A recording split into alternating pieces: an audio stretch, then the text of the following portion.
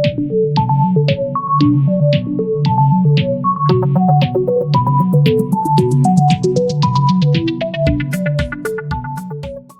balik lagi bersama gue Reza DRO. Jadi di video kali ini kita mau bahas state management yang ada di React. Kalau kemarin kita udah belajar React.js dari awal, terus kita juga belajar juga Next.js juga dari awal, dan sekarang kita mau deep dive lagi untuk management state yang ada di React. Nah, ini bakal berguna banget ketika kita pakai kayak use case-nya tuh contohnya ya, seperti login, card page, terus ada lagi kayak misalnya settingan tema kalian light atau dark ya. Ya udah, kita langsung aja ke monitor. Agendanya apa sih? Agendanya kita bakal belajar itu namanya state management, terus karakteristik state tuh kayak gimana. Terus kita juga bakal belajar sharing state between komponen. Terus kita juga ada konteks API. Abis itu kita bakal bahas sedikit tentang Redux. Oke, kita lanjut.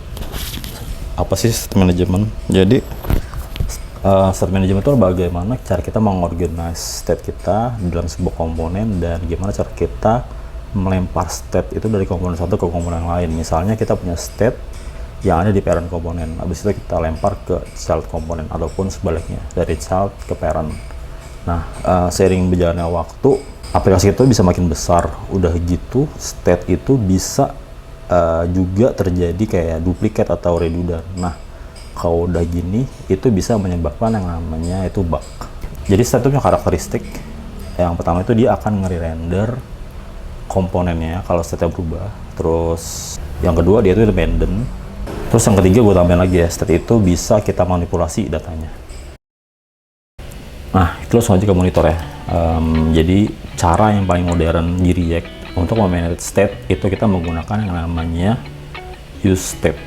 Nah, cara kita panggil di sini import use state. Ini udah gue bahas juga sih di video gue yang belajar React dari awal. Nah, itu gue bahas detail di situ. Nah, kita coba lihat isi dari isi state. Kita bakal lihat ya. Oke. Terus kita coba console di sini. Sol.log isi state. Oke.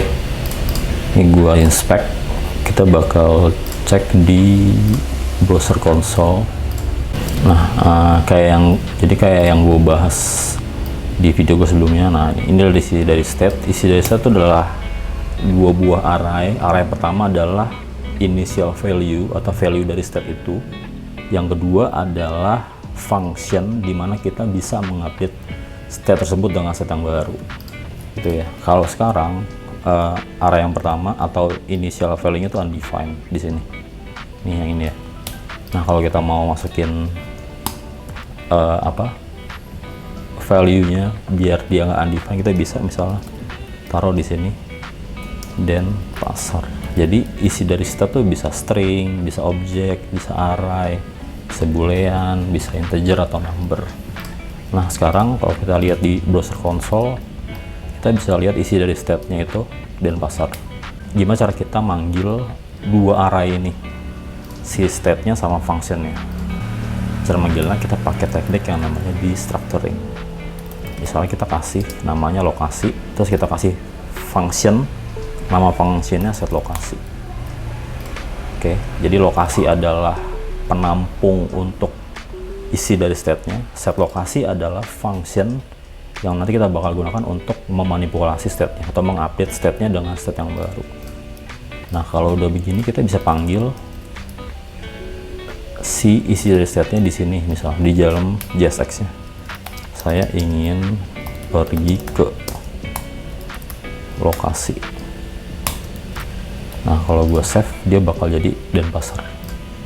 Oke, gampang ya. Jadi itu cara kita main state sih di React, dan ini cara kita manggilnya. Terus gimana cara kita manipulasinya? Nah, cara manipulasinya juga sama gue persis, gue bakal ulangin juga yang kemarin di belajar React. Nah, kita bakal pakai yang namanya event handler on click. Nah, di sini gua bakal ganti pergi ke Qt. Oke. Nah, di sini on kliknya gue bikin set lokasinya ke Qt ya. Kalau gue save, kita klik pergi ke Qt, dia bakal langsung berubah. Gitu ya. Jadi ini cara kita update state-nya. Jadi dengan kita kasih perintah ini aja, set lokasi dengan nama value yang baru, kita bisa update state-nya dari Denpasar ke Qt. Gitu. Atau kita mau bikin satu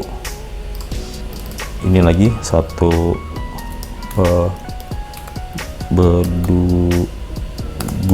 Nah, kalau kita klik bedugulnya, dia bakal update ke bedugul, ke Qt. Nah, jadi ini karakter dari state. Kita bisa manipulasi datanya, kita bisa ganti-ganti kayak begini. Jadi kalau kita refresh, dia bakal ngambil initial value-nya, yaitu si Denpasar. Nah, kayak yang tadi gue cerita, state itu sifatnya dia tuh bakal nge-render komponennya kalau state-nya berubah. Nah, maksudnya apa sih? Nah, kita coba konsol aja di sini. Console log.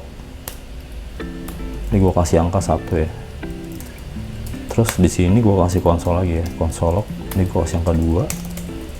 Nah, sampai bawah gue kasih console log, gue kasih angka 3. Oke. Ini kalau gue refresh, kita lihat ya, di konsol kita dapat 1, 2, 3 karena dia initial load-nya. Jadi dia bakal nge-render semuanya dari atas ke bawah. Nah, saat kita klik pergi ke Qt, nah dia langsung nge-render lagi komponennya. Jadi satu komponen itu di-render semua. Kalau kita klik bedugul, dia nge-render lagi. Jadi setiap kita klik atau kita update state-nya dengan state yang baru, dia bakal nge-render komponennya. Jadi inilah yang namanya si re-render komponen, salah satu karakter dari state. Terus tadi yang kedua, state itu sifatnya independen. Nah, independen tuh begini. Misal kita punya sebuah function di sini, function count misalnya. Oke. Terus kita kasih fungsi seperti ini. Kita bikin begini, terus kita coba bersihin dulu di sini. Oke, belum terjadi apa-apa ya. Nah, gue bakal coba panggil count-nya di sini. Kita klik ya. 1, 2, 3, 4, 5, 6. Oke kan. Nah, kalau kita bikin lagi count di sini di bawah. Nah, ini yang namanya independen ya. Jadi kalau kita klik count yang atas, yang bawah tuh dia nggak bakal berubah. Dia tetap 0. Jadi state-nya tuh masing-masing berkomponen. Jadi dia independen. Jadi dia nggak bakal ngurusin yang lain. Kayak gitu. Nah, ini yang namanya independen. Tuh, jadi masing-masing komponen punya state-nya masing-masing dan nggak bakal ngerusuhin state yang kita punya atau state yang lainnya. Gitu. Oke, gampang ya. Gampang sih kalau state sih begini aja sih sebenarnya. Terus selanjutnya kita coba bahas tentang sharing state between komponen. Nah, sharing state between komponen itu artinya apa? Artinya itu kita passing atau melempar value atau melempar state dari komponen satu ke komponen yang lainnya itu sebagai props. Yang umum itu share state itu dari parent to child. Terus yang kedua itu share state dengan lifting it up gitu. Jadi dari child ke parent kalau yang lifting ya. Oke, kita coba langsung praktekin aja maksud dari dua ini tuh gimana. Nah, di sini gue udah bersih-bersih code yang tadi udah kita buat. Di sini gue bakal coba bikin sebuah state dulu. Misalnya name set name state. Oke, misalnya namanya siapa? Karin. Habis itu kita coba bikin sebuah komponen lagi, komponen baru. Misalnya kita bikin function profile. Oke. Terus kita coba return profile di sini. Kayak begini. Kalau udah jadi komponennya kita coba panggil ya di sini. profile. Ini dia, di browser tampil. Nah sekarang kita bakal passing state-nya itu sebagai props. Nah cara gimana? Caranya begini, kita bikin sebuah props di sini, name sama dengan isi dari state-nya. Jadi kita akan ambil value yang ini, terus kita masukin ke dalam sini. Oke, name. Nah inilah artinya sharing state dari parent ke child. Jadi si home ini, komponen home ini adalah komponen parent, profile ini adalah childnya, karena dia di dalam home jadi itu disebut child. Nah kalau udah kita passing begini state-nya, kita bisa panggil sebagai props di komponen profile. Habis itu kita panggil di sini, misalnya nama saya adalah props.name. Oke, kayak gini ya, panggil udah di browser. Jadi bebas sih sebenarnya, namanya bisa bebas, nggak harus name untuk nama propsnya. Bisa kayak ID misalnya, ntar di sini harus ID juga, hasilnya bakal sama. Oke, ini gua undo aja. Nah misalnya kita mau update namanya ya, namanya dengan nama yang lain. Nah kita bisa mungkin kita bisa bikin function lagi, profile view misalnya kayak gini ya, terus kita return aja di sini. Ini gua hapus dulu deh. Nah habis itu kita panggil di bawahnya profile view kayak begini. Nah kita bakal passing function yang ini ya, jadi kita bisa lempar juga ini sebagai props functionnya. Misal kita bikin di sini on set name sama dengan set name kayak gini, atau kalian bisa pakai nama yang sama kayak gini juga nggak apa-apa. Ini artinya kita passing function ini, si set name ini ke dalam profile view function yang ini sebagai props. Nah cara manggilnya gimana? Cara manggilnya sama, katakan di sini adalah button, kita kasih on klik, terus kita panggil di sini, kita langsung panggil aja props dot set name. Kita bisa kasih dengan nama yang berbeda, misalnya Lulu. Oke, kita tutup, ganti nama.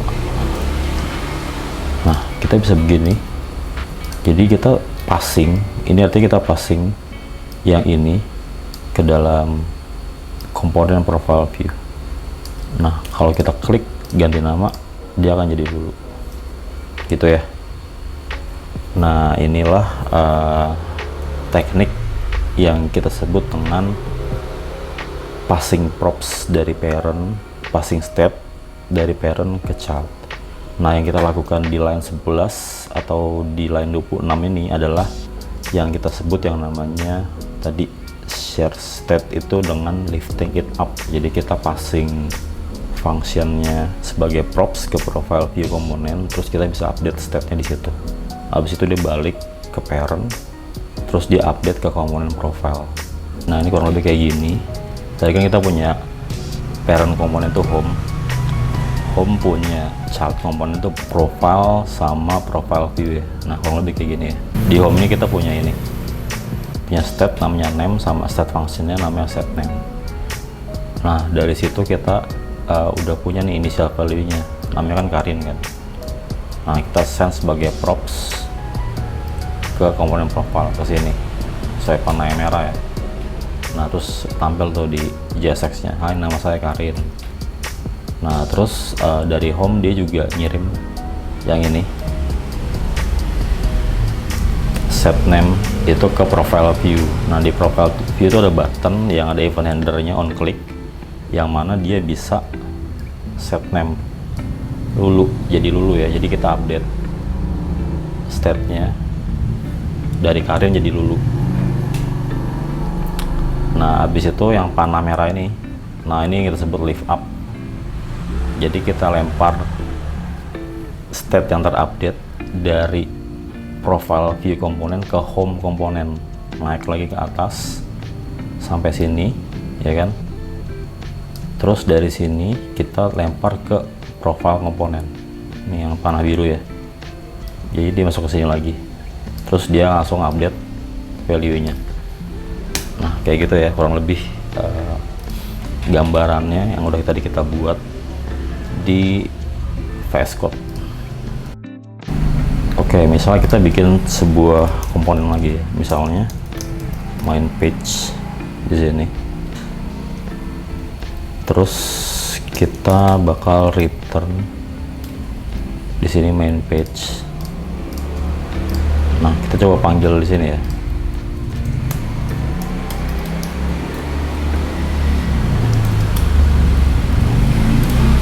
Nah, kita bakal pindahin ini semua ke dalam main page. Oke, kita pindahin ke sini. Misalnya, gua taruh di bawah ya. Nah, kita pindahin ke sini. Berarti kita harus send dulu props-nya. Kita kirim lagi props-nya ke main page. Terus jangan lupa set name nya.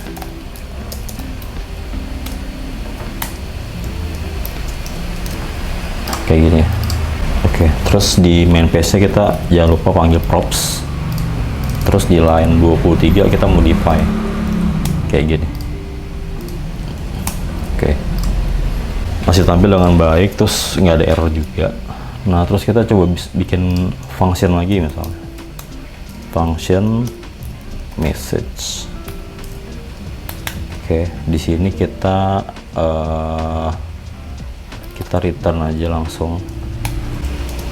Terus kita kirim props name. Jadi kita kirim namanya ke dalam message ini. Nah habis itu kita panggil di dalam profile, misalnya di sini ya.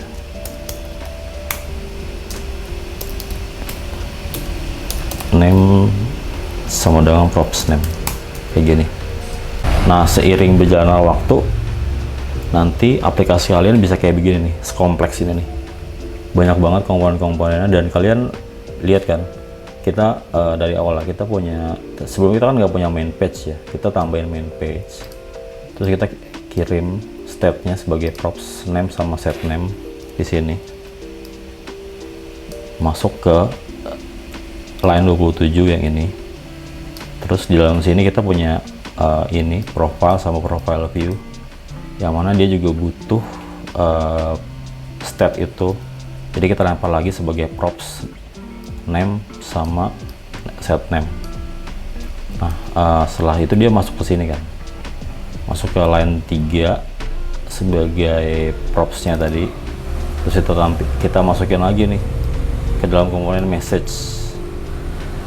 Nah komponen message itu yang line 19 ini, baru kita panggil namanya, hai Karin misalnya. Nih kayak begini ya, jadi tampilan di browser tuh kayak gini. Nah jadi seiring berjalannya waktu, komponen kalian tuh bisa serumit ini, rame banget, bener-bener bisa dibilang sih jadi apa ya, kemudian kesini aja deh. Jadi lihat kan, kalian lihat kan, komponennya tuh bener-bener apa ya, ramai banget. Kalian passing propsnya ke semua komponen sampai dia menuju si message ini yang komponen paling dalam. Nah itu kita sebut yang namanya dengan props drilling. Nah jadi props drilling itu kita sharing step dari komponen satu ke komponen yang lain sampai ke komponen yang paling dalam atau yang paling jauh. Nah itu sampelnya yang tadi ya.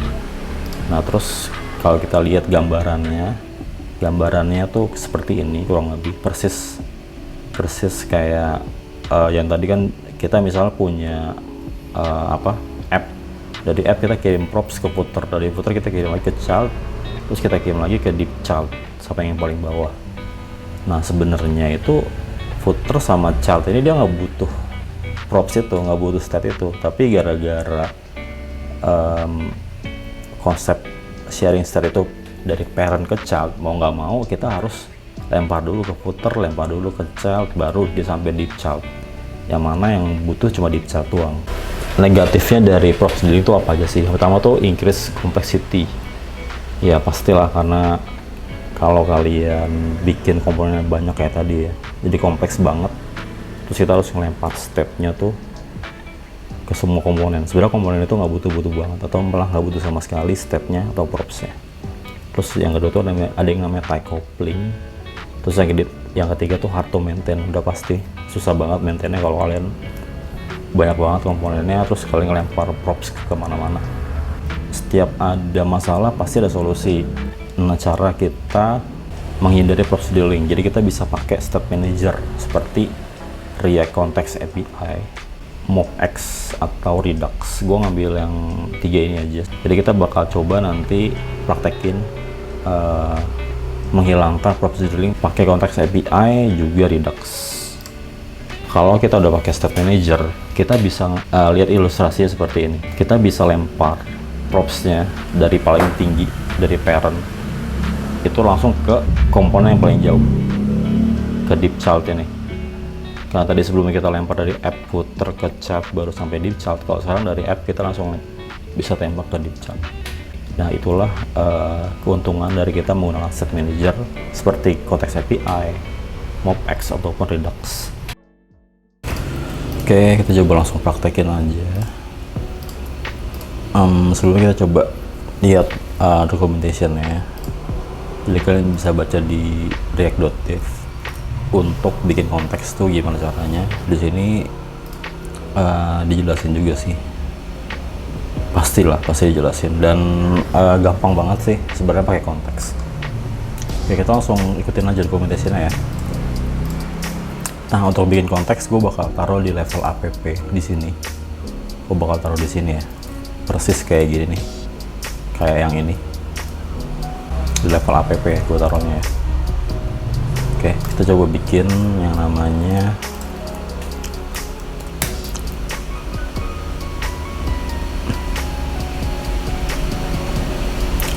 kita coba implement dulu ya. Kita coba implement yang ini dulu. Nih caranya begitu. Kita coba import create context from React, terus kita bikin yang namanya const app context sama dengan create context. Oke. Nah kalau udah, kita wrap dulu seperti documentation-nya.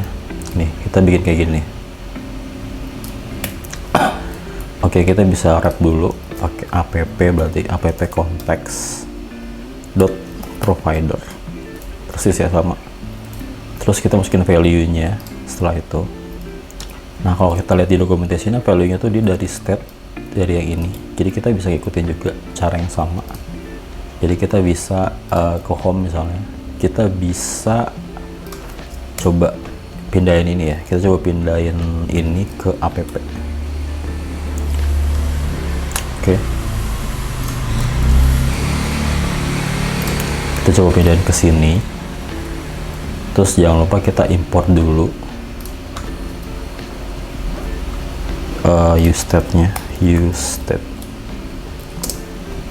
Oke, udah ya, udah aman. Terus kita masukin value-nya selanjutnya. Kita masukin value-nya ke dalam konteksnya sebagai objek. Jadi kita tambahin lagi kurung kurawal buka tutup. Terus kita masukin name di sini. Berarti kita masukin ini ke sini. Oke. Kita persis dokumentasinya juga sih kayak gini. Berarti kita bisa masukin ini ke dalam sini. Nah caranya kita tinggal set name. Oke ya. So far sih ini aman harusnya, gue save dulu. Nah kalau udah begini kita coba balik lagi ke home. Kita bakal panggil konteksnya ke dalam sini ya. Nah cara manggil konteksnya gimana? Kalian bisa pakai yang namanya use context. Ini dia. Kalian bisa pakai cara yang ini. Tuh ya. Kalian bisa baca-baca. Kita bakal pakai cara yang sama. Jadi kita panggil di sini import use context from React.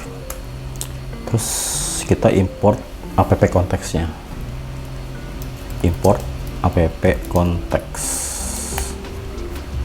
Nah, di sini nggak kepanggil app konteksnya. Kenapa tau nggak?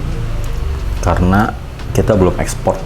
Nih, yang ini nih, yang line 7 ini belum bisa kepanggil. Nah, cara manggil gimana? Cara manggil kita harus tambahin dulu export di sini. Oke, kalau udah kita coba import ya, import app context from app. Ini dia. Use context udah kepanggil, app juga udah kepanggil. Nah, habis itu kita balik lagi ke home. Di sini. Yang sebelumnya tadi ada ini, yang tadi udah kita pindahin. Yang ini kan. Tadi kan begini kan ya. Nah, sekarang kita coba panggil konteksnya di sini. Oke. Sebelum kita return dulu ya, return konteks. Kita lihat dulu isi dari konteks itu apa sih.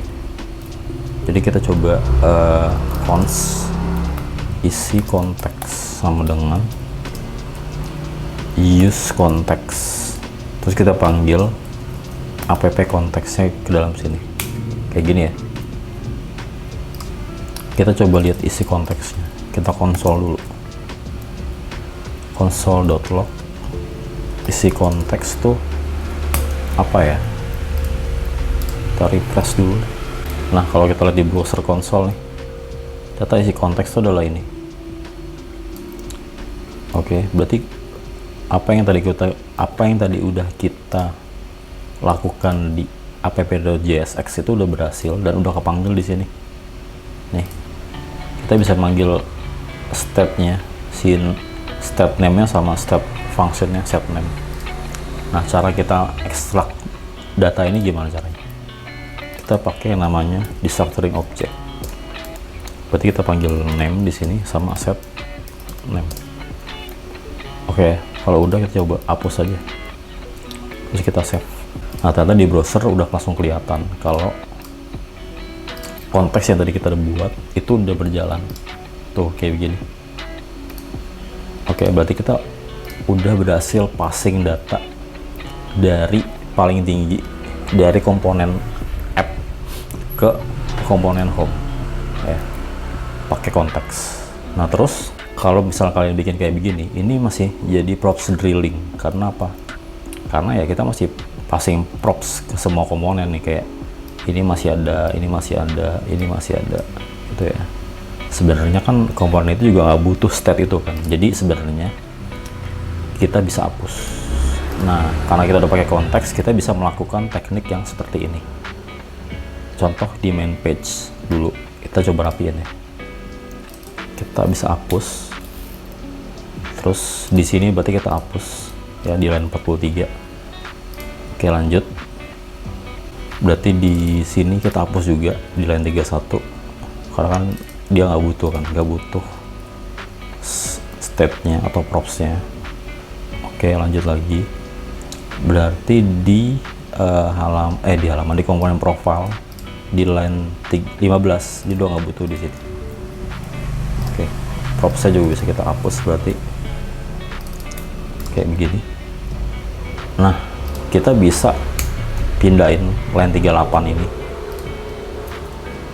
ke tempat dimana dia butuh si state-nya atau si function state-nya. Misalnya di sini ya, kayak begini. Jadi ini kita bisa hapus, kita panggil set name-nya aja. Oke, berarti props-nya nggak perlu. Terus props-nya kita hapus jadi kayak begini. Jadi dia udah langsung masuk ke sini. Terus persis juga sama yang di message ini, dia butuh name kan. Jadi kita bisa panggil seperti ini. set name-nya kita hapus, props-nya kita hapus, terus yang ada adalah name doang di sini. Itu adalah yang ini. Nah, kalau kita save di browser ternyata udah nggak ada error dan menampilkan konten yang sama kayak gitu. Lihat, kalau kita klik ganti nama ternyata dia berubah jadi Lulu. Oke, kalau kita jadi Rara di sini, kita coba ya, Rara. Oke, asik ya. Jadi dengan begini kita udah bisa mengeliminasi atau menghapus yang namanya props drilling. Konsep yang tadi yang awal, nah tadi kan kita bikin begini kan, dari app kita lempar ke footer atau ke komponen profile, terus ke childnya lagi, terus ke childnya lagi. Nah, dengan adanya konteks API, kita bisa provide langsung dari level app state-nya sebagai props atau props masuk langsung ke dalam sini, ke div child, persis apa yang kita lakukan gitu ya. Kalau kalian lihat, kalian bisa bandingin, jadi lebih simpel. Jadi komponen-komponen yang sebenarnya nggak butuh state-nya, jadi nggak perlu manggil, nggak perlu ada props drilling di sana gitu. Jadi kita nggak perlu passing props lagi ketika kita udah menggunakan namanya use context. Gampang banget kan?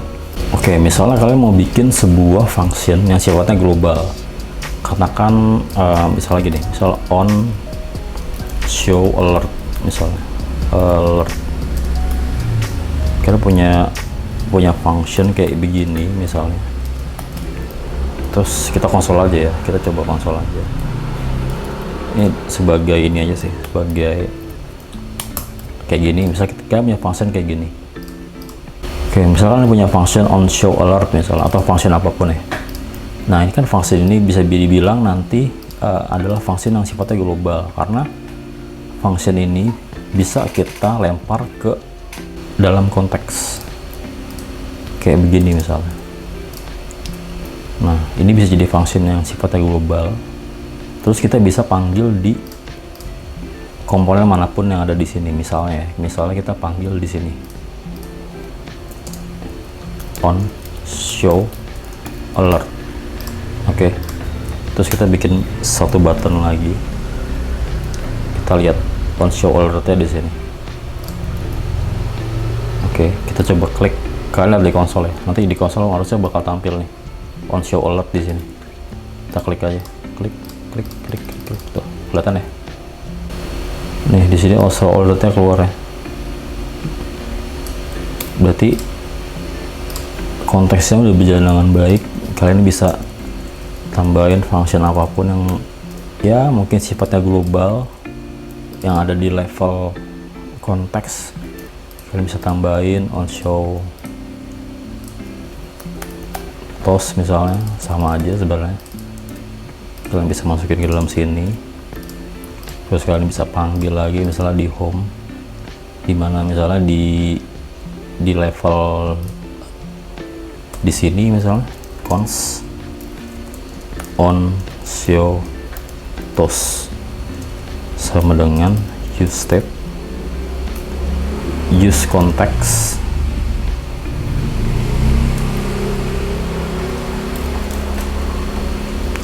app konteks. Aduh, lemot banget cok mic gua. Oke.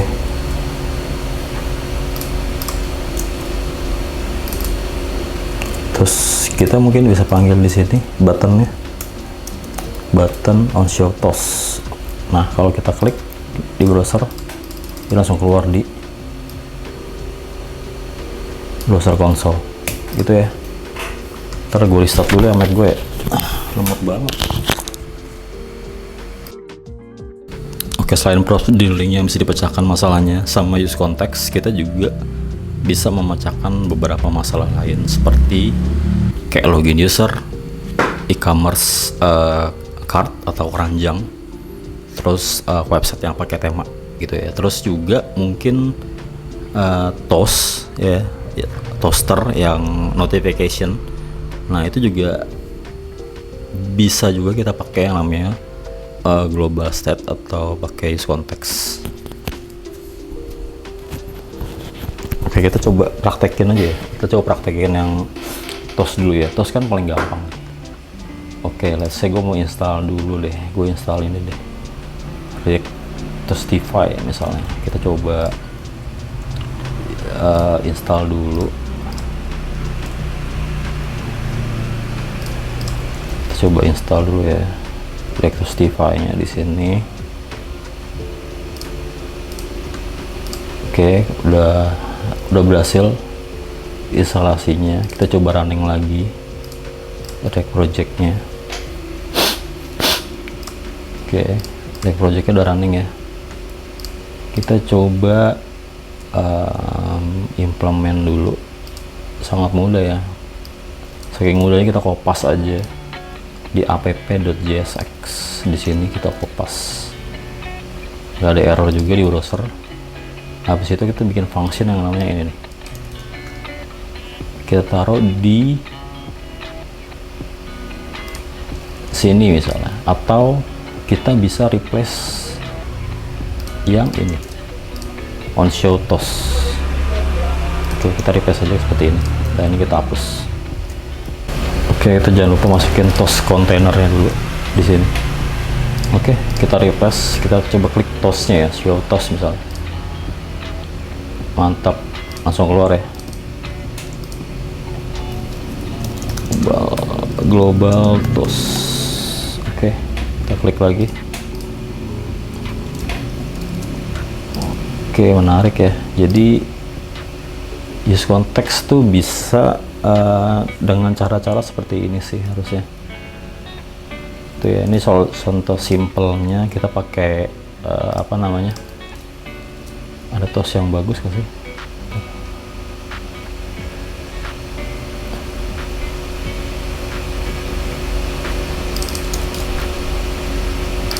TOS container theme dark. Oke, menarik ya, lebih bagus yang hitam. Oke, ini contoh simpelnya aja. Kalau kita misalnya punya apa namanya TOS yang sifatnya global atau notification yang sifatnya global, kita bisa praktekin ini. Kita bisa taruh dia di satu global state, terus kita bisa taruh begini tuh ya. Jadi kalian bisa kontrol ini dari manapun, dari komponen manapun yang ada di sini, yang ada di aplikasi kalian. Oke, aman ya. Nah, kalau udah begini kita bisa nih kayak rapi-rapi nih, misalnya kita bisa pindahin ke sini filenya message.jsx.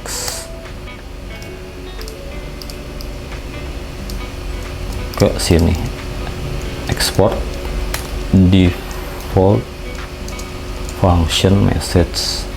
Oke, jangan lupa ini di copy juga, taruh di sini. Terus ini kita coba hapus. Profile bisa juga kita pindahin, profile.jsx, export default profile. Karena di sini ada komponen message, kita harus import message from message. Kita save. Oke, apalagi yang bakal kita pindahin? Profile view. Oke, kita coba pindahin juga. Profile view.jsx,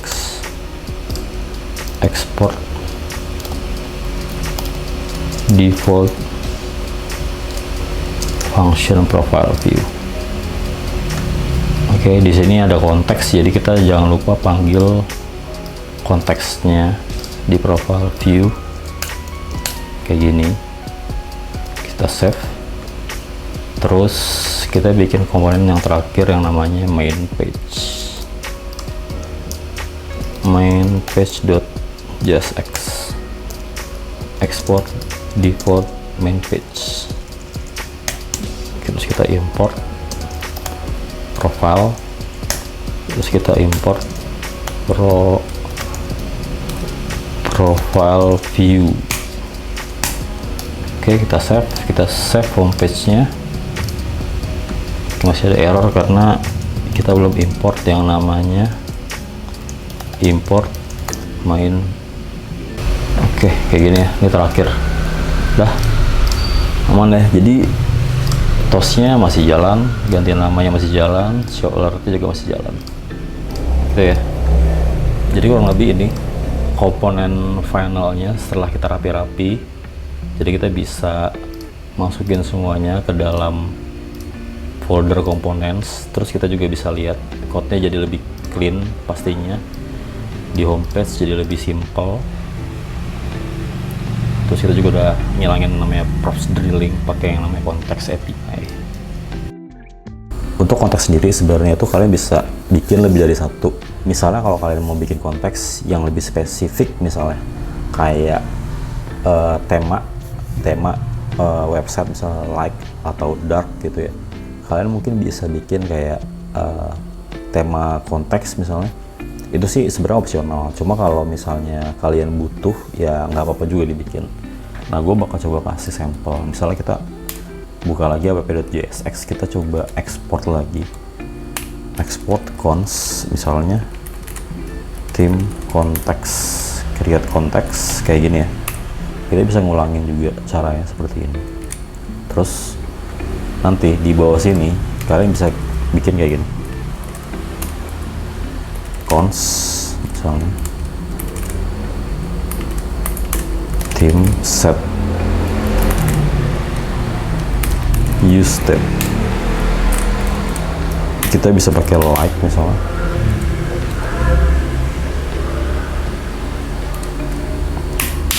Terus kita save. Oke. Nah, habis itu kita bisa wrap lagi di sini. Caranya pakai ini, dot provider.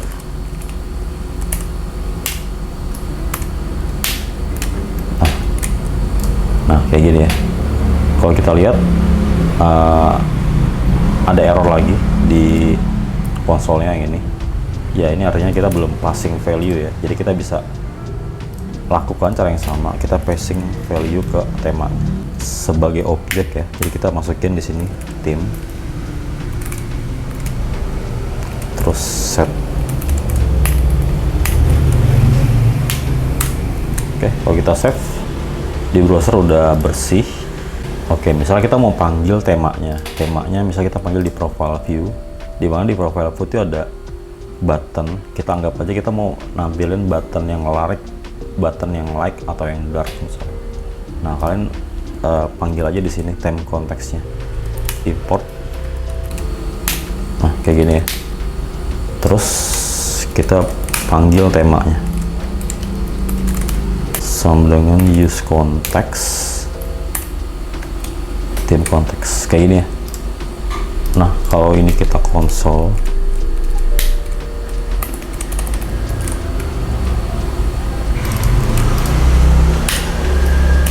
profile view, langsung kelihatan ya di browser nih, kelihatan kita dapat like di sini. Oke, jadi kalau kalian mau tambahin misalnya varian misalnya,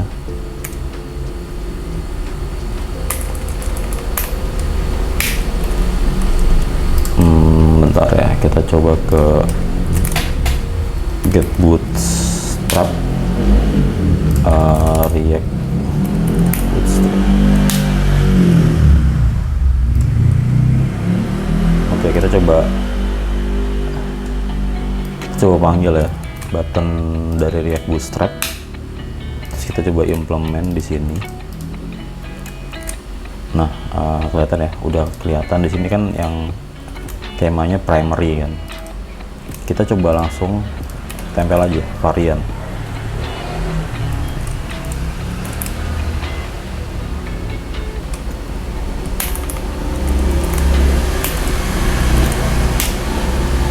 Oke. Copy aja ke sini, kita save tuh, cakep ya. Terus kalau kita ganti temanya jadi dark misalnya, kita bisa taruh lagi kpp.jsx, terus kita ganti jadi dark. Kalau kita save, buttonnya juga langsung berubah jadi dark, kayak gitu ya.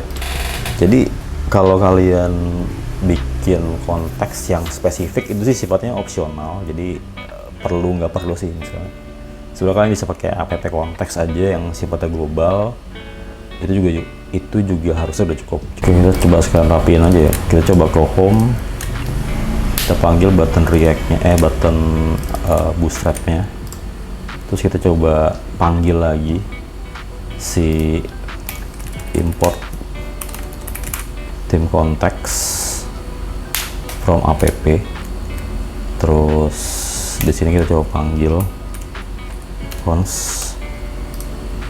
Nah, ini kita hapus saja deh, kita panggil temanya, terus kita masukin ke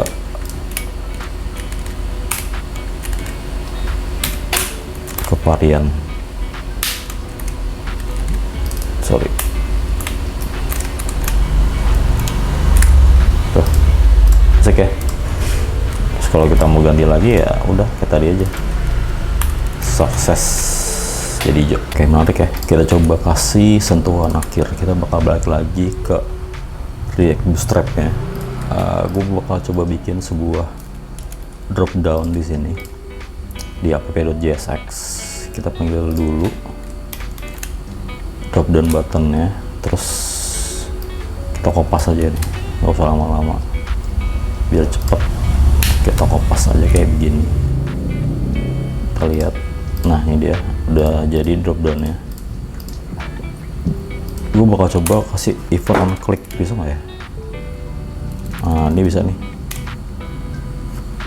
Kita bisa kasih on click di sini, terus kita kasih misalnya kayak begini, set theme atau set tema. Di sini kita bisa kasih dark. Di sini bakal gue copy, terus kita bisa kasih light misalnya. Di sini bisa kita kasih sukses, terus kita kasih on click lagi di sini, misalnya danger atau info aja deh. Info kan yang biru ya. Nah, udah kita mulai edit aja labelnya. Nah, udah gue save. Title-nya ganti tema. Oke, kita coba ya. Gue refresh dulu, dia masih ke sukses. Kita coba ganti dark, kita ganti light, kita ganti sukses, kita ganti info. Aman ya, kayak gitu ya. Jadi kayak gini cara kita bermain dengan React Context API. Jadi gue udah buka source code untuk Next.js. Ini adalah source code yang gue bikin ketika bikin video belajar Next.js dari awal, dari basic. Nah, kebetulan gue bikin di akhir-akhir video itu bikin kayak mini e-commerce gitu. Jadi kita bisa implement cart menggunakan konteks API. Kita coba ya, kita coba implement di Next.js. Nah, kalau pakai Next.js itu gue prefer pakai yang namanya folder dulu. Di sini gue bikin folder konteks, mungkin teks. Nah, di dalam konteks ini gue bikin sebuah file, misalnya cart context.js. Terus kita bikin import dulu, create context, terus sama export cons. Ini cart context. Oke, gini ya. Lanjut, Terus kita bikin sebuah function card context. Nah, di dalam sini kita kasih children.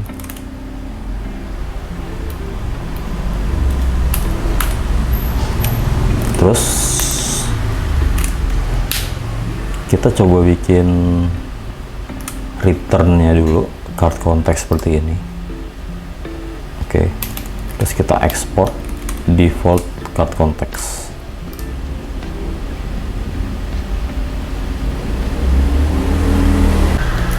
Ini gua kasih provider ya, karena error. Nah, kayak gini aja. Oke. Nah, kalau udah begini kita bikin yang namanya state. Jadi gue import dulu di sini use state. Nah, terus kita bikin const card set card sama dengan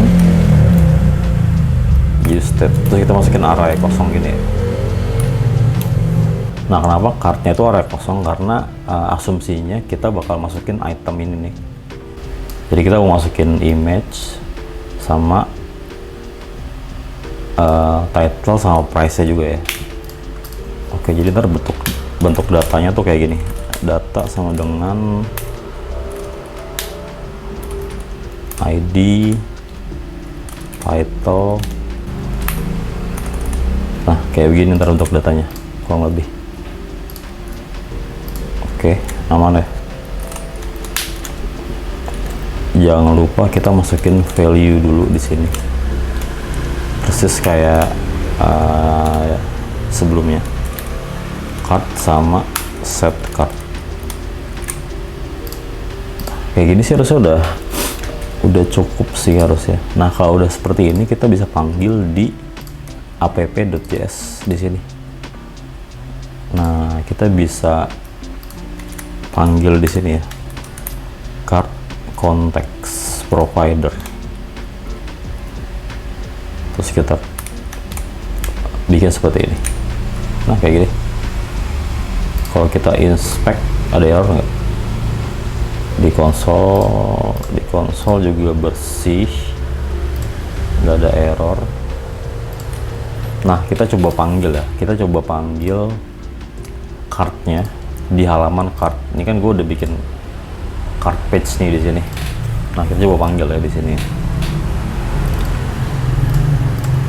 Nah, kita coba panggil di sini. Jadi kita import card context.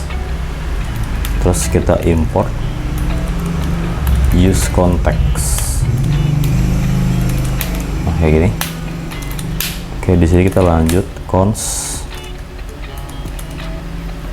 card, kita panggil value-nya sama dengan use context card context. Ini gua konsol dulu ya, console.log.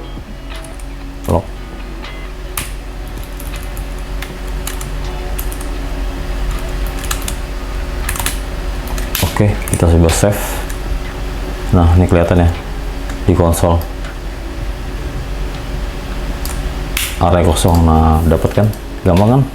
Di Next.js juga gampang implementnya, karena sama aja kan basicnya dari React.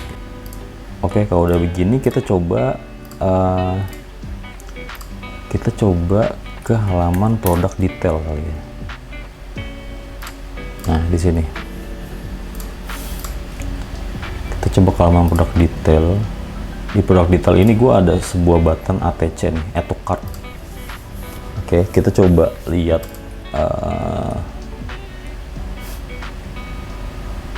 button add to cart-nya. Kita mau coba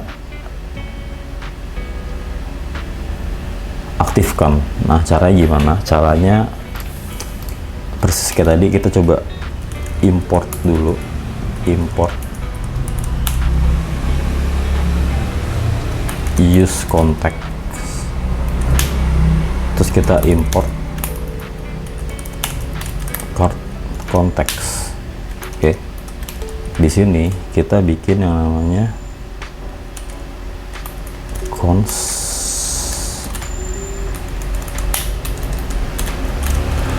set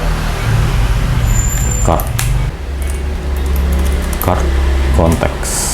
Oke, terus kita coba bikin sebuah function lagi, add to cart sama dengan seperti ini.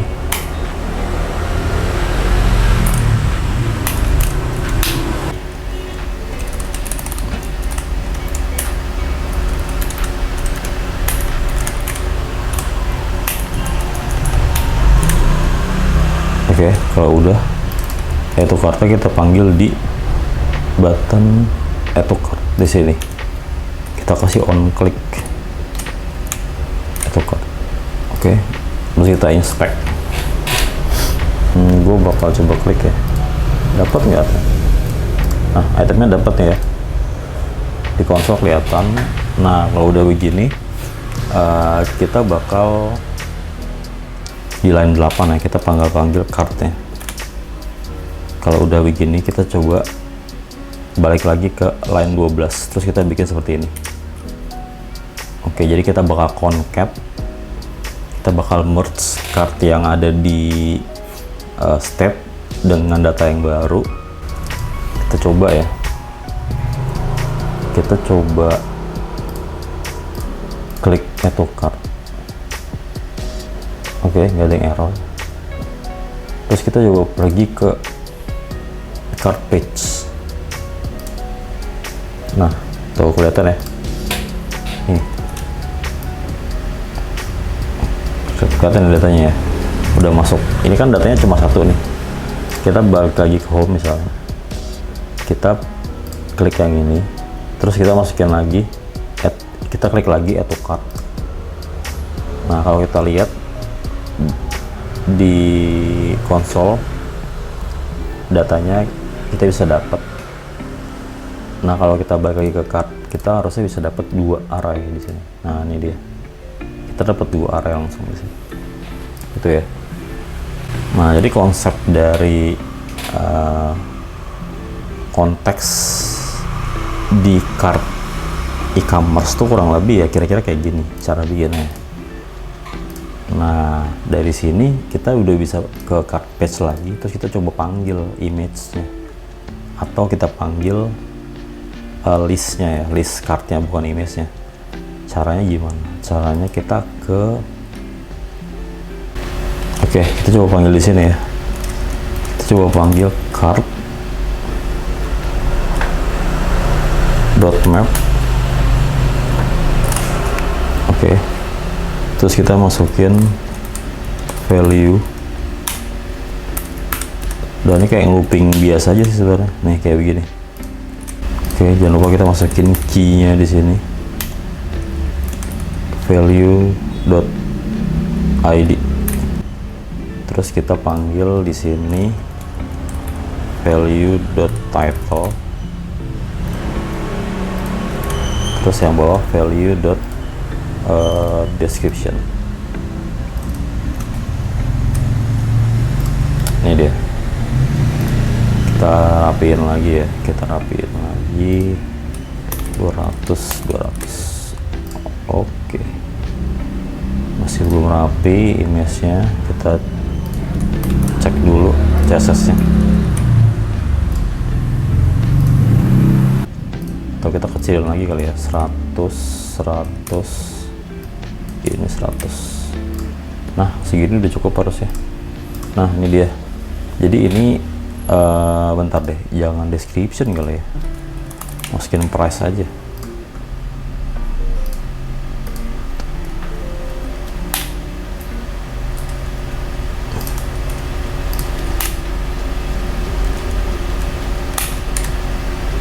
Nah, kayak gini ya. Jadi kita masukin price aja, jadi seperti ini tuh. Kalau kalian bisa lihat kartnya udah jadi.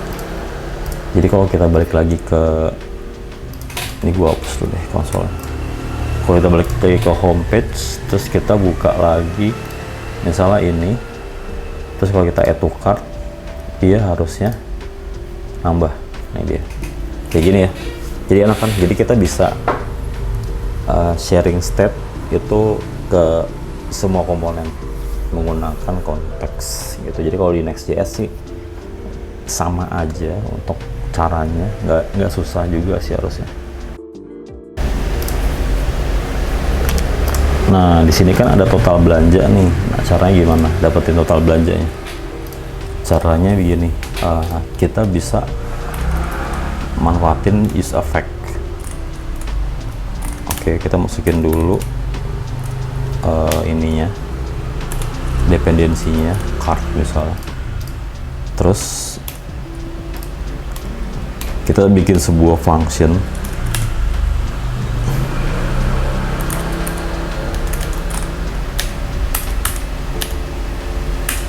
Nih kayak gini, kita bakal panggil seperti ini. Oke, kalau udah kita panggil fungsinya di sini kayak gini.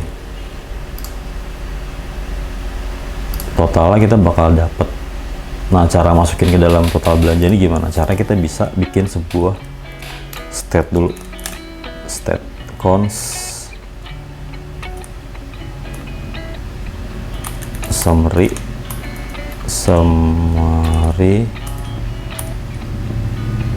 set summary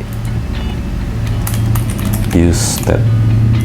Kita kasih initial value nya 0. Kita langsung set summary aja di sini, di bawah sini. Terus kita masukin totalnya berapa. Nah, habis itu langkah terakhir kita masukin ke sini. Kita bikin panggil di sini. Nah kan keluar kan total belanja sekian. Oh, udah gampang kan. Kita tinggal bikin button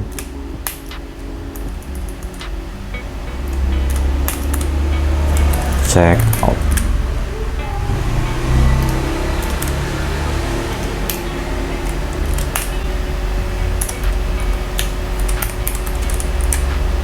Tuh kayak gini ya, kurang lebih kayak gini. Oke, asik kan. Jadi scriptnya sih seperti ini aja sih harusnya ya, nggak terlalu susah kalau buat card yang kita simpen di konteks gitu. Jadi kalau kalian pindah-pindah page terus kalian balik lagi ke card, dia bakal tetap nongol ininya, datanya gitu ya. Kalau kalian mau nambahin item lagi juga bisa.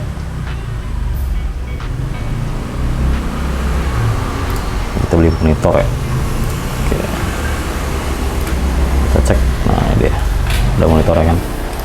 Nah, biar experience nambahin ke keranjangnya lebih apa ya, lebih real atau lebih enak dilihatnya, kita bisa bermain-main dengan loading. Misalnya nih di sini ya, di button ini gue bakal kasih loading, terus gue bakal tampilin alert ini ketika kita berhasil masukin produknya ke dalam keranjang. Pertama gue bikin sebuah state dulu, cons is loading misalnya. Terus kita bikin cons is alert set is alert, itu false kayak gini. Terus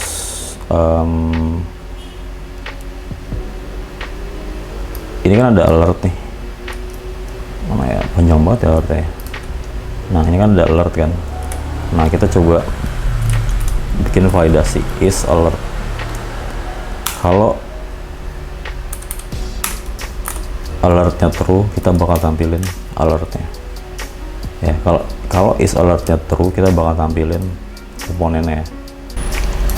Oke, kalau kita lihat alert komponennya udah hilang. Kita coba lanjut lagi, kita kasih loading, misalnya di add to cart kita kasih loading. Jika loading kita tampilin loading, kalau enggak kita masukin label add to cart. Oke, terus kita kasih gimmick aja, misalnya disable. Dia disable kalau lagi loading ya. Habis itu balik lagi ke function add to cart-nya. Kita bisa kayak gini nih, set is alert, kita bikin false, kayak kita reset lagi lah, satu set is alert sama dengan true. Nah, habis itu kalau attach-nya berhasil, kita tampilin alert hijau yang tadi. Habis itu loadingnya kita umpetin. Oke, kita coba ya. Nah, berhasil kan, kita bisa dapat alertnya. Cuma loadingnya kita nggak dapat karena ini cepet banget pasti, karena kan nggak ada manggil API doang, ini cuma kayak konsol sama merge data doang, jadi ya pasti cepet banget. Kalau kita lihat di keranjang, datanya juga ada. Oke, kalau kita balik lagi ke home page, terus kita masukin ini ke keranjang ya. Nah, alertnya udah ada alertnya, udah ada notifnya. Terus kalau kita lihat ke keranjang juga ada di keranjang. Itu ya, asik ya. Nah, ini menurut gua sih penggunaan konteks di card itu kurang lebih kayak gini. Di header kan ini ada card buttonnya kan. Kita coba ke header.js. Nah, di sini kan cardnya 0 ya. Kita coba bikin dia supaya nggak 0. Nah, caranya gimana? Caranya gampang sih, gampang. Caranya gampang. Kalian tinggal bikin gini aja. Kalian tinggal import aja use konteks, terus import lagi card konteks ya kan.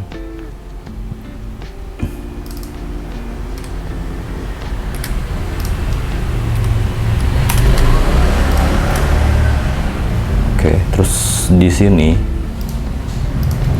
kalian panggil aja cons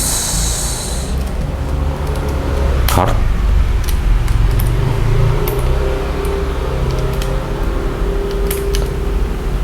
use context,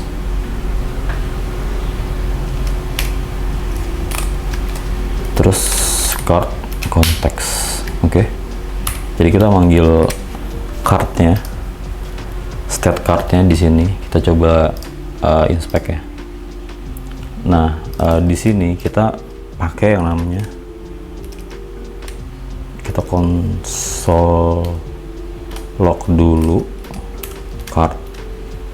Jadi kalian bisa ngikutin cara ini mungkin. Nah, kalau kita lihat nih di card area-nya ini, nah ini ada yang namanya length nih. Nah, length ini bisa kita taruh di sini. Nah, jadi kita bisa panggil seperti ini, card.length. Oke, udah. Kalau udah, kita coba lihat lagi. Ini konsolnya gue hapus ya. Nah, gue coba ke home, terus kita klik product detailnya, terus kita ATC ya. Pas kita klik button ini, button add to cart ini, harusnya ntar cart yang 0 ini di atas, nanti dia harusnya bakal jadi angka 1 tuh, kayak gitu ya. Asik kan? Kalau kita klik lagi jadi 2, klik lagi jadi 3, kayak gitu. Nah, semua ini bisa kita lakukan hanya dengan menggunakan konteks sih. Karena apa? Karena ini kan yang ini ya, ini tuh header, ini tuh komponennya tuh jauh banget, bener-bener jauh, udah nggak bisa pakai parent child lagi. udah nggak bisa share state pakai parent ke child, nggak bisa kayak gitu, kecuali kalian bikin struktur JSX-nya itu kalian manggil semua headernya di semua page kalian. Nah itu bisa parent child, cuma kalau yang sekarang nggak bisa sih, harus pakai konteks. Tapi ntar kita coba bahas lagi deh, nanti mungkin di video selanjutnya kita bahas hawk atau high order component, terus kita juga bahas composition misalnya, apakah bisa menyelesaikan props drilling juga, nanti kita coba bahas ya secara lebih detail. Oke, kalau kita coba klik kartnya, kita bisa lihat di sini kartnya ada 3. Nah yaudah, tertinggal tugas kalian aja, mungkin pas lagi belajar kalian improve lagi card page-nya. Di sini kalian mungkin bisa tambahin remove button, atau kalian bisa merge item ini. Misalnya ini kan itemnya sama nih, jadi kalau ketika kalian add to cart lagi dengan item sama, yang bertambah hanya kuantitinya aja gitu, tapi listnya cuma 1 karena kan itemnya sama ya. Nah di sini gue mau kasih tahu juga kalau yang namanya state itu kan nggak abadi kan, jadi kalau kita refresh dia bakal balik lagi ke initial value-nya atau initial state-nya, yaitu si array kosong ya kalau di sini. Nah gimana caranya supaya kalau kita refresh si value-nya itu tetap ada gitu. Nah gimana caranya? Nah state itu gue bisa bilang ada 2, state yang persisten sama state yang non persisten. Nah yang kita kerjakan sekarang adalah tipe state yang non persisten, atau tipe state yang nggak abadi, atau tipe state yang kalau kita refresh dia bakal hilang value-nya. Nah yang selanjutnya state itu ada yang persisten namanya ya. Nah kalau persisten itu persisten, dia itu state-nya bisa dibilang abadi. Jadi kalau kita refresh dia bakal tetap ada datanya. Nah gimana caranya bikin state yang persisten? Sekalian bisa simpen datanya di local storage atau di client storage di database browser kalian, kayak gitu. Nah itulah bedanya state yang persis dengan state yang non persis. Kita coba praktekin aja ya, kita coba bikin state yang persistent menggunakan local storage. Oke, kita balik lagi ke product detail. Nah di sini kita bisa simpan datanya seperti ini caranya. Kalian bikin sebuah variabel const data card misalnya, sama dengan yang ini. Oke. Nah nanti set cardnya kalian masukin aja yang ini karena kan bakal sama. Nah kalau udah begini kita bikin satu perintah local storage set item,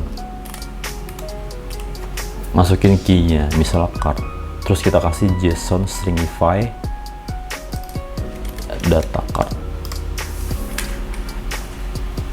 kayak begini ya. Oke, jadi perintah ini udah bakal nyimpan data kalian ke local storage. Nah kita coba lihat lagi ke browser. Kalian bisa inspect, terus kalian pilih yang storage, terus kalian pergi ke local storage. Nih datanya kosong di sini. Oke, kita coba buka produk detailnya dulu, terus gue add to cart. Nah, masuk kan, ini dia datanya, key-nya cart, value-nya ini, si array-nya ya. Jadi ini sintaknya udah kayak gini. Jadi ini adalah key, ini adalah data gitu. Jadi nanti bentuknya akan seperti ini, key value gitu ya. Nah gimana kalau gue add to cart lagi, spread. Nah kalau kalian lihat di sini langsung ada 2 array kayak gitu. Oke, gampang kan? Nah kalau udah masuk sini enak nih, kita bisa panggil cardnya, di mana di konteksnya di sini. Nih, di sini kita bisa panggil. Oke, misalnya kita bikin efek deh, use effect. Terus kita masukin dependensinya ini ya, array kosong aja.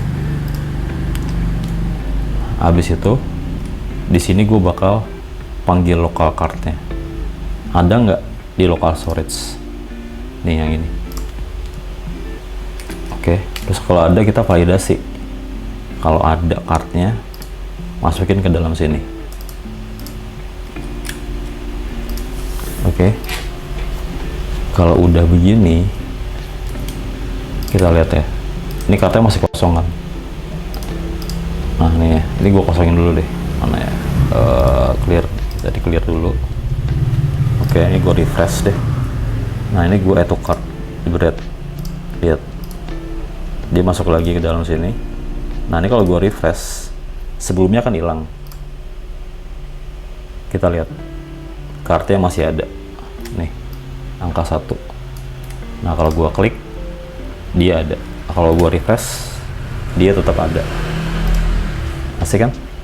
Nah sampai local storage-nya bener-bener hilang, di browser juga pasti hilang kayak gitu.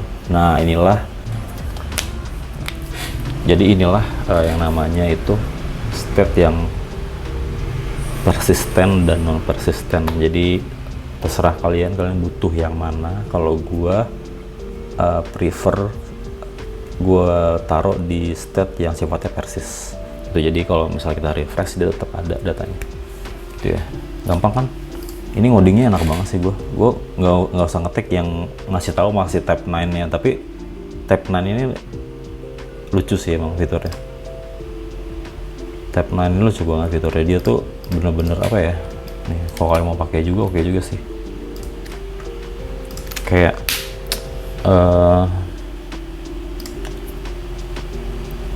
bantu banget itu ya, bantu banget ngodingnya.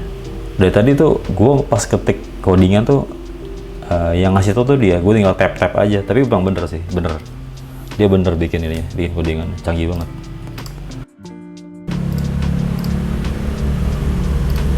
Oke, ini kalau gue kill browsernya, terus gue buka lagi,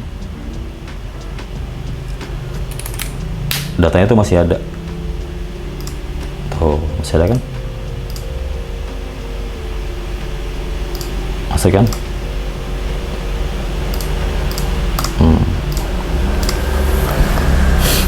Asli deh, ini kalian pasti nggak bakal dapet di kampus sih.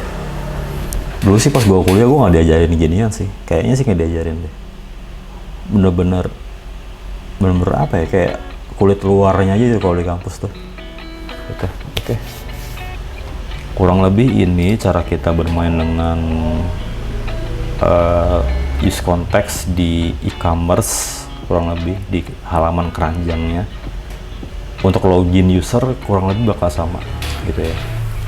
Di agenda gue sebelumnya kita mau bahas yang login user ya. Nah kita bakal coba bahas yang login user, cara kita manage state login user itu menggunakan Redux. Kita coba pakai Redux ya gitu. Jadi kita bakal bikin di video terpisah, dan yang konteks kita biar seperti ini dulu, sampai sini dulu yang konteks. Jadi kurang lebih ya kayak gini sih kalau konteks. Jadi kalian bisa improve lagi nanti, terserah kalian, tapi basicnya itu seperti ini untuk menggunakan konteks API itu ya. Mudah-mudahan info yang gue kasih kalian ini bisa bermanfaat buat kalian. Kalau kalian suka videonya, boleh kalian like, kalian share ke teman-teman kalian, jangan lupa subscribe juga. Terima kasih buat yang mampir.